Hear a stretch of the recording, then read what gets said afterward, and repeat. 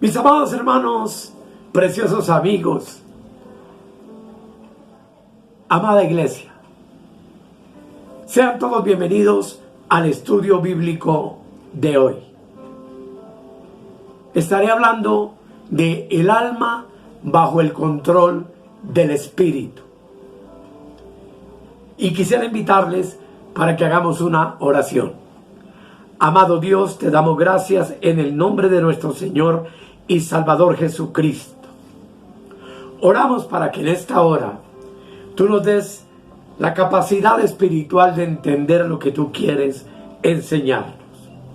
Amado Espíritu Santo, oro para que por medio de la intuición de mi espíritu me facilites la manera de expresar lo que tú quieres decirnos. En el todopoderoso nombre de nuestro Señor Jesucristo. Amén.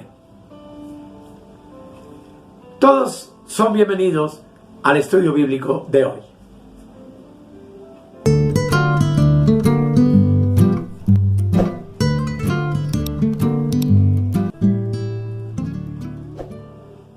Como ya les dije, el tema lo he llamado el alma bajo el control del espíritu. Dijimos anteriormente en otro tema que el espíritu, el alma y el cuerpo del ser humano corresponden al templo o al tabernáculo de reunión de Moisés, que tenía tres lugares: el atrio o patio, que corresponde a nuestro cuerpo, el lugar santo, que corresponde a nuestra alma, y el lugar santísimo, que tiene que ver con nuestro espíritu. También dijimos que el Dios eterno habitó en el lugar santísimo, tanto en el tabernáculo como en el templo.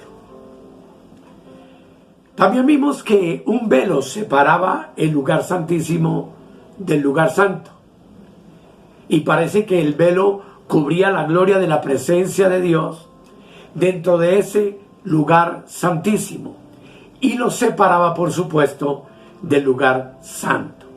Vimos figuras sobre ello y entendimos que eso significa que el velo es el que hace que el hombre solamente pueda sentir o ver las cosas que estaban fuera del velo, en el lugar santo o en el atrio o patio del tabernáculo. Y que ese velo hace que, o hacía que el hombre no entendiera ni pudiera conocer lo que había realmente en el lugar santísimo.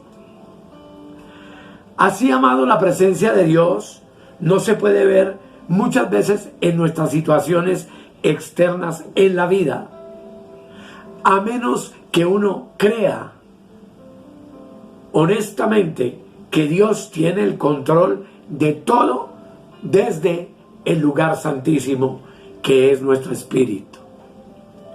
Sin embargo, sabemos que la existencia de ese velo fue temporal, porque venido el tiempo, hace unos 2000 años, el cuerpo del Señor Jesús era la realidad de ese velo. Y nos dice la palabra de Dios en la epístola a los Hebreos, capítulo 10, versículos 19 y 20, lo siguiente: así que, hermanos, teniendo libertad para entrar en el lugar santísimo por la sangre de Jesucristo, por el camino nuevo y vivo que Él nos abrió a través del velo, esto es, de su carne,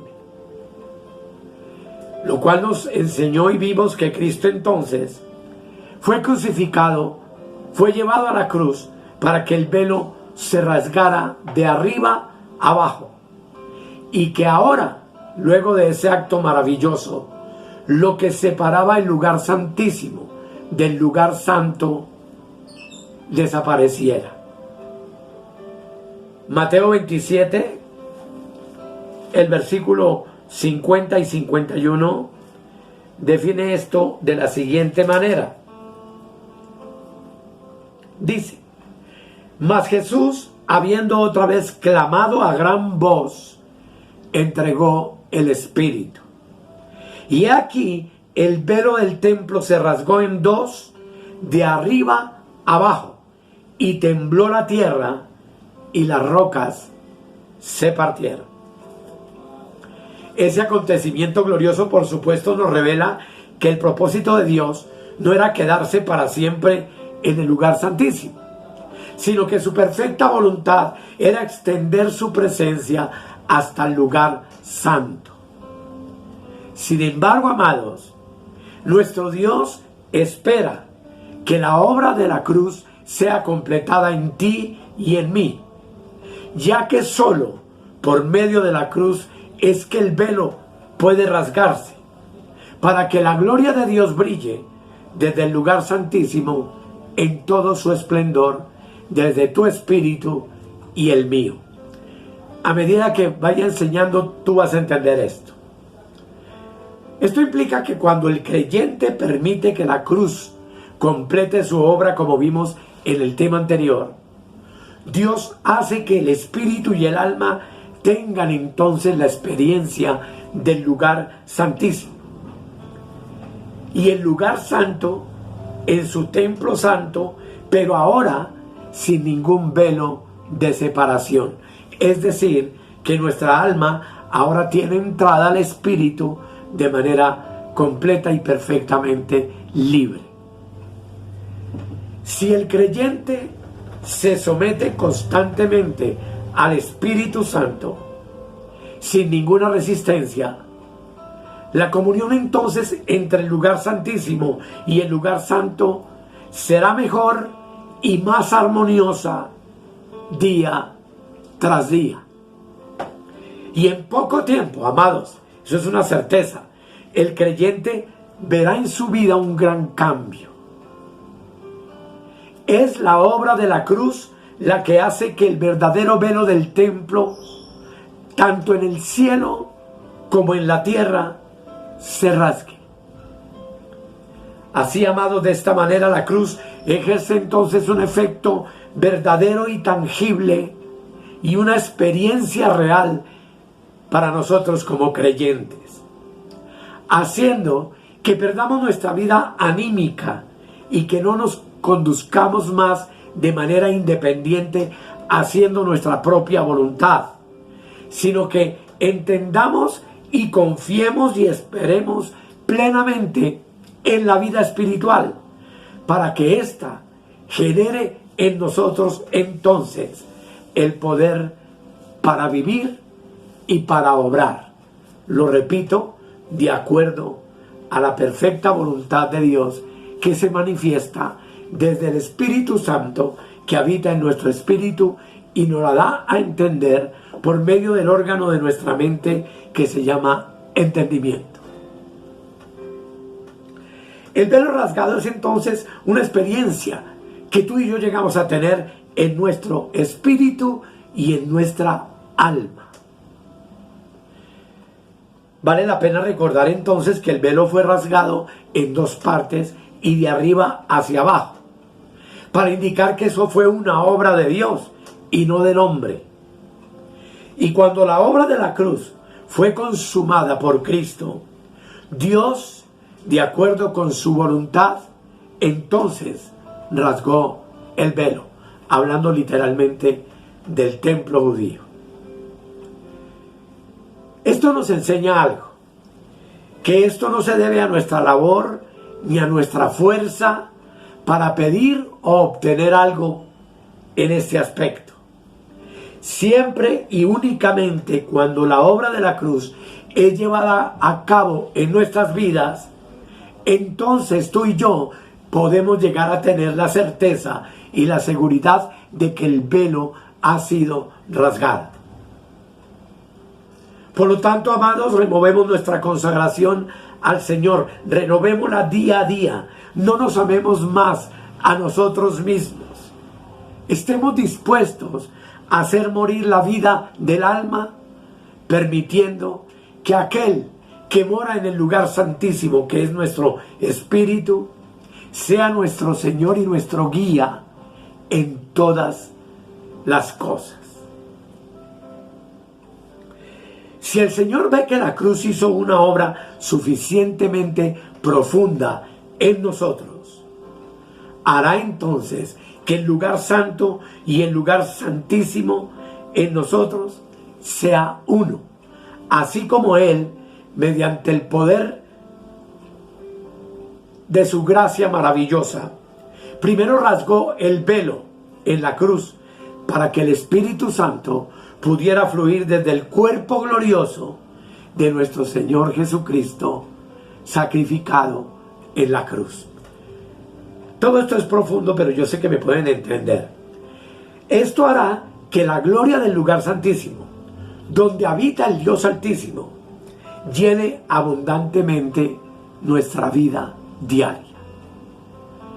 Nuestro vivir y nuestras actividades en el lugar santo, que es nuestra alma, serán santificadas por la gloria que proviene del lugar santísimo, y hará que nuestra alma sea como el Espíritu, habitada, gobernada y dirigida por el precioso y hermoso Espíritu Santo. De esta manera, nuestra mente, que es función del alma, nuestra parte emotiva y nuestra voluntad van a ser llenas del Espíritu Santo, y podremos entonces tener una claridad completa acerca de las tres funciones del Espíritu, que son las que hemos venido viendo, que son la conciencia, la intuición y la comunión. Finalmente, amados, lo que anteriormente teníamos en el Espíritu mediante la fe, llegará a nuestra alma convirtiéndose en una experiencia real y vivida en nuestras propias vidas. Además de esto, nunca decrecerá ni sufrirá pérdida esta relación perfecta en el Espíritu con nuestro amado Dios. ¿Qué vida tan bienaventurada es esta, amados? Porque así podremos experimentar la gloria de Jehová y decir que esa gloria llenó nuestra casa, como dice figurativamente Segunda de Crónicas, el capítulo 7, el versículo 1 y 2, donde la palabra de Dios dice: cuando Salomón acabó de orar, descendió fuego de los cielos y consumió el holocausto y las víctimas, y la gloria de Jehová llenó la casa. Y no podían entrar los sacerdotes en la casa de Jehová, porque la gloria de Jehová había llenado la casa de Jehová. En esta experiencia espiritual gloriosa, amados, desde ahora entonces nuestras actividades y nuestra vida, aunque sean tan buenas como las de aquellos sacerdotes que sirvieron a Dios en la inauguración de ese templo glorioso construido por Salomón en el lugar santo, con esa gloria ya no tenían la oportunidad de actuar ante la gloria de Dios.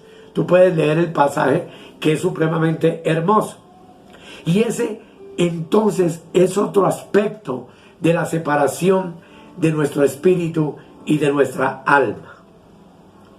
En cuanto al problema del alma, es que el alma quiere afectar y controlar al espíritu.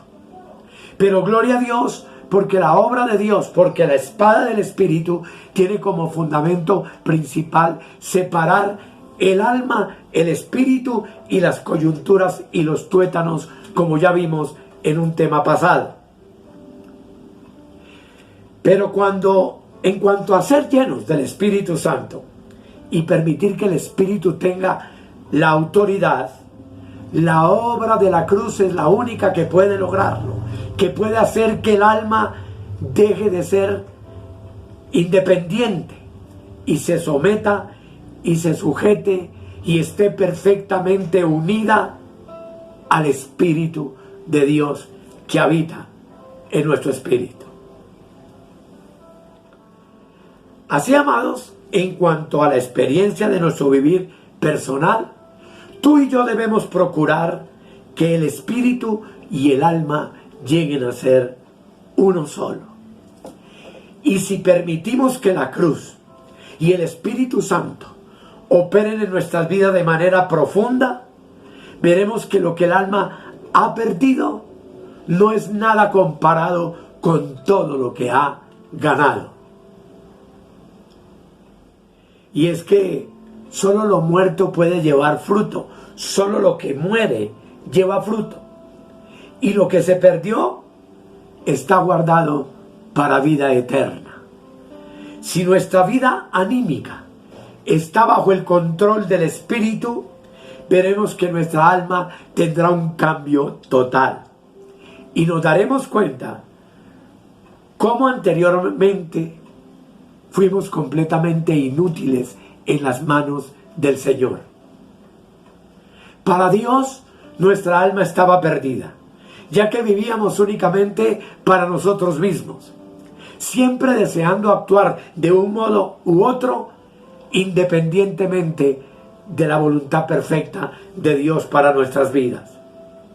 Pero ahora, aunque perdida la vida del alma para el hombre, esa vida ha sido ganada por Dios. Desde ese momento, somos aquellos de quienes habla la epístola de los Hebreos en el capítulo 10, el versículo 39, que dice algo maravilloso. 10:39. Dice: pero nosotros no somos de los que retroceden para perdición.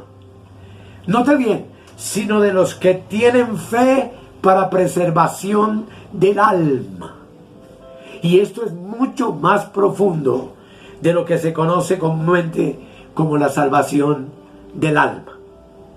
Aquí se habla específicamente de preservar esa vida verdadera del alma, esa vida que es el centro del alma, que ha sido sacrificada en la cruz para que la vida del Espíritu sea la que ahora abunde en todo nuestro ser y estemos plenamente dirigidos por el poder glorioso de la dirección del Espíritu Santo en nuestros espíritus, por medio, como continuaremos viendo, del órgano de la intuición. Ahora que el creyente ha aprendido a no actuar ni a conducirse siguiendo sus sentimientos, sus emociones y su propia voluntad, ahora que el creyente no se deja influir por lo que ven sus ojos, podemos decir que ahora tiene fe para salvar su vida, a fin de servir y de glorificar a Dios como se debe. Lo que aparentemente perdió, en realidad se gana. Santiago capítulo 1, el versículo 21 nos dice lo siguiente. Santiago 1, 21. Dice: por lo cual, desechando toda inmundicia y abundancia de malicia, recibid con mansedumbre la palabra implantada, la cual puede salvar vuestras almas. Cuando una rama, amados, es injertada en un árbol, recibe la naturaleza de ese árbol. De igual manera, cuando la palabra de Dios es injertada en nuestras vidas, nos transmite su naturaleza.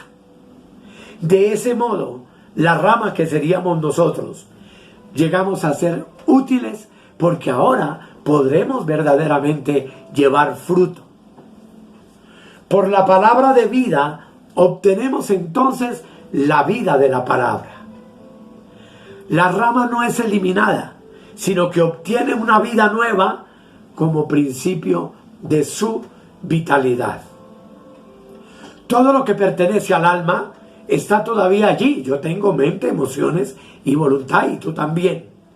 Excepto que ahora la vida de nuestra alma, la que produce las facultades de nuestra conducta, no somos ya nosotros mismos, sino que es la vida que nos transmite la palabra de Dios, quien a través del Espíritu ahora nos dirige, ahora nos conduce a vivir una vida en abundancia para la gloria de Dios, y vale la pena repetirlo, haciendo y obrando en su perfecta voluntad.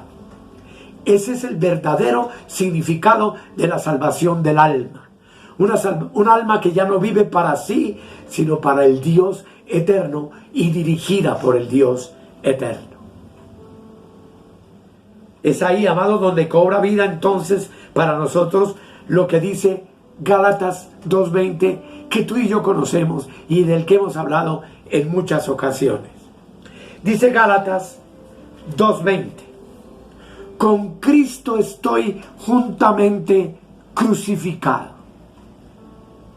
negado a mí mismo, muerto a mí mismo. Y dice, y ya no vivo yo, mas vive Cristo en mí. ¿En qué parte de mí vive? En mi espíritu.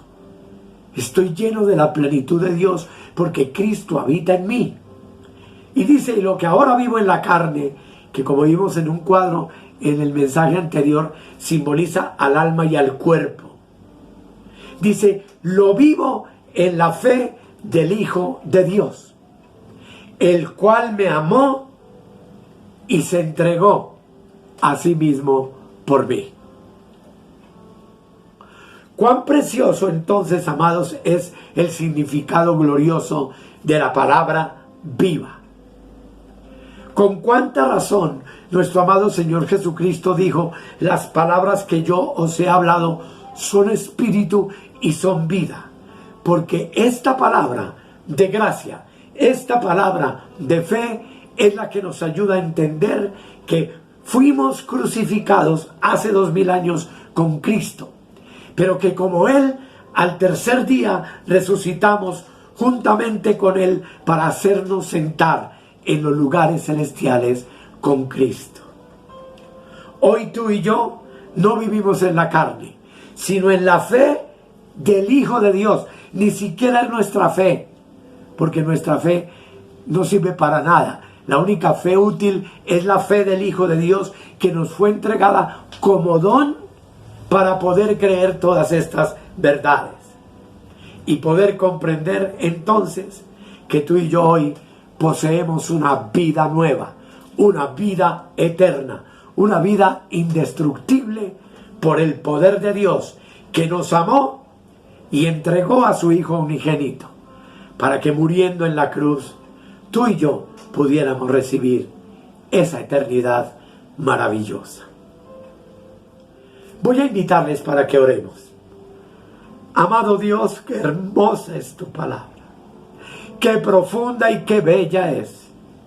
Qué maravilloso es saber la importancia de negarnos a nosotros mismos, la importancia de tomar la cruz cada día para negar nuestra existencia y permitir que seas tú, amado Padre, por medio del Espíritu Santo y del Cristo eterno que habita en nuestro espíritu, que nos conduzcamos en este mundo, en medio de una generación maligna y perversa, dignamente, para gloria de tu precioso nombre, y como conviene a la clase de personas nuevas, de criaturas nuevas que tú hiciste de cada uno de nosotros, por amor.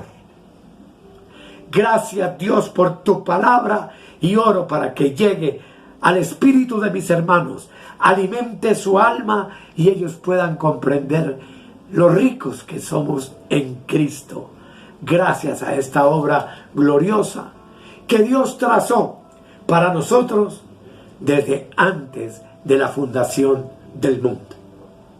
Amén. Hermosos, gracias por su atención. No te olvides suscribirte a nuestro canal. En la parte inferior coloco el número de WhatsApp de un grupo que hemos venido conformando con muchos hermanos, con los cuales interactuamos. Cada mensaje que subo a la red son los primeros en recibir la notificación. Y amados, de verdad que vale la pena vivir en el Espíritu, vale la pena andar en el Espíritu. Para nosotros no era fácil porque no habíamos entendido de qué se trataba, pero Dios en su amor y en su misericordia, en estos últimos días, para la iglesia del arrebatamiento, está entregando toda la sabiduría y el conocimiento para que podamos vivirlo y hacerlo práctico, no solo en nuestras vidas, sino en todos aquellos que nos rodean y poderlo compartir con claridad. Gracias por su atención y que mi Señor les continúe bendiciendo. Hasta la próxima.